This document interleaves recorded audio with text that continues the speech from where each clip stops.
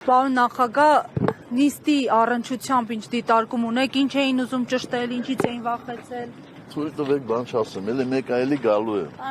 Մի ուրիշ նիստ էլ կա, էլի։ Պարոն նախագահ, ուղղակի ասեմ, էլի, այս պահին մենք ունենք տվյալներ, ըստ դատախազության, օպերատիվ տվյալներ են ստացվել, որ դուք պատրաստում եք լքել Հայաստանը եւ չգալ։ Հիմա այդքանը գրել ենք, ձեր մեկնաբանությունը չունենք։ Բայց ի՞նչ մեկնաբանություն բդելնի, ասենքն ձեզ թվում է, թե այս նման մարդով կարա փախչի։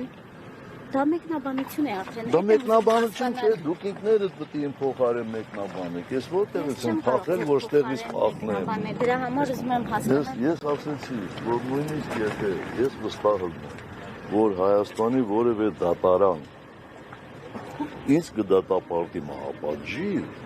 ես այս երկրից չեմ փախել, իմ երկիրն է, այս իրանց երկիրը չէ։ Իմ երկիրն է։